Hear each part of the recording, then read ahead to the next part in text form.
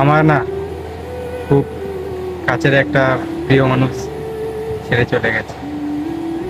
এবার তোমরাই বলো, এখন আমি কি করবো?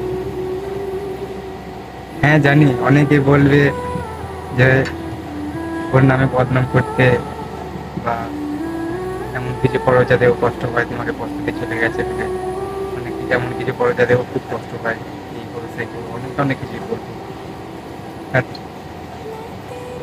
আমি তো ওরকম ভালোবাসি না যে ও ছেড়ে চলে গেছে বলে ওর নামে খারাপ বদনাম করবো, খারাপ নাম করবো। আচ্ছা, ভালোবাসলে কি যেতে হবে এমন তো কোনো কথা নেই না। হ্যাঁ, আজ ও আমাকে নয় পছন্দ করে না, অন্য কারোর পছন্দের মানুষ পেয়ে গেছে সে, তাই সে আমাকে ছেড়ে চলে গেছে।